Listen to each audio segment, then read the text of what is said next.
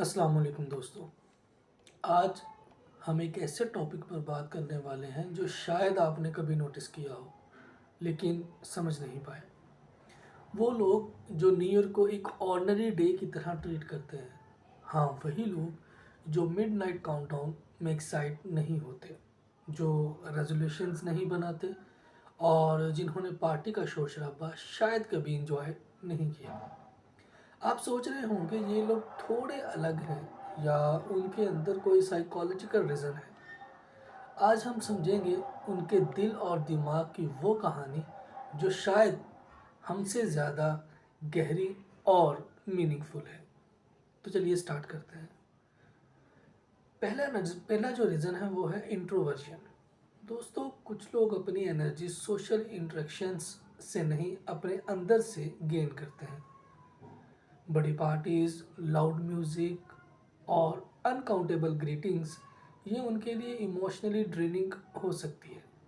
शायद आपके आसपास कोई ऐसा हो जो हर न्यू ईयर क्वाइटली अपने रूम में रिफ्लेक्शंस करता है, अपनी लाइफ के गोल्स को साइलेंटली प्लान करता है। साइकोलॉजी के मुताबिक इंट्रोवर्ट्स के लिए इमोशनल रिचार्ज उनके अलोन टाइम में होता है और वो चाउज उनके लिए स्ट्रेस का सबब बन सकता है। और समझ लीजिए, ये लोग बोरिंग नहीं होते, बस वो अपनी एनर्जी और पीस को प्रोटेक्ट करते हैं। दूसरा रीज़न है मीनिंगफुलनेस और प्रेजेंट लिविंग। ये लोग हर दिन को इक्वली इम्पोर्टेंट समझते हैं। उनके लिए न्यू ईयर एक कैलेंडर डेट नहीं, बल्कि हर सुबह हर शाम एक नई अपॉर्चुनिटी है। रिसर्च कहती है कि माइंडफुलनेस वाले लोग स्ट्रेस कम फील करते हैं और अपनी हैप्पीनेस को एक्सटर्नल इवेंट से अटैच नहीं करते। तो जब ये लोग न्यू ईयर को एक नॉर्मल डे ट्रीट करते हैं, ये एक्चुअली एक कॉन्शियस चॉइस है अपनी इमोशनल स्टेबिलिटी और इनर पीस के लिए। रीज़न नंबर 3, कुछ लोग न्यू ईयर के सेलिब्रेशन को इग्नोर करते हैं क्योंकि उनके पास्ट एक्सपीरियंसेस में डिसअपॉइंटमेंट रहा होता है। शायद पहले उन्होंने रेजोल्यूशंस बनाए और फेल हुए, या फैमिली ट्रेडिशंस उनके लिए स्ट्रेसफुल रहे होंगे। साइकोलॉजी उनका दिमाग कह रहा होता है कुछ चीज़ें ओवर हाइप्ड हैं और मैं अपनी एनर्जी बचाना चाहता हूँ। और दोस्तों, ये बिल्कुल नॉर्मल है। हम सब के अंदर एक सबकॉन्शियस प्रोटेक्शन मैकेनिज्म होता है जो रिपीटेटिव स्ट्रेस से बचाता है। Reason number 4, non conformity and independent thinking. तीसरा पॉइंट है नॉन कंफर्मिटी, यानी लोग जो मेन स्ट्रीम कल्चर फॉलो नहीं करते। ये लोग अपने पर्सनल बिलीव्स और हैप्पीनेस को प्रायोरिटी देते हैं। न्यू ईयर उनके लिए एक कल्चरल एक्सपेक्टेशन है, ना कि पर्सनल जॉय का सोर्स। साइकोलॉजी के मुताबिक इंडिपेंडेंट थिंकर्स इमोशनली ज़्यादा स्ट्रॉन्ग होते हैं। उन्हें एक्सटर्नल वैलिडेशन की ज़रूरत नहीं होती।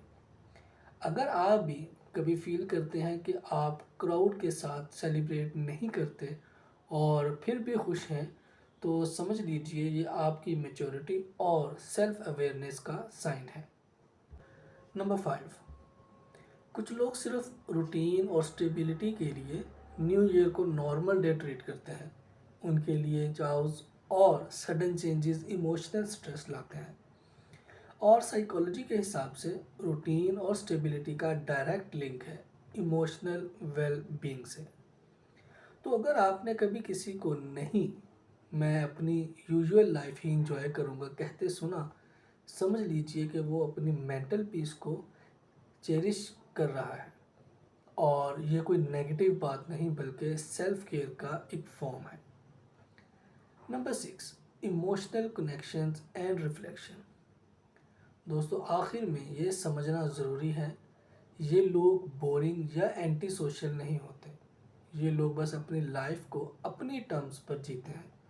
उनके लिए हर दिन एक अपॉर्चुनिटी है, हर रात एक रिफ्लेक्शन का टाइम है और हर डिसीजन उनके इनर पीस के लिए कॉन्शियस होता है।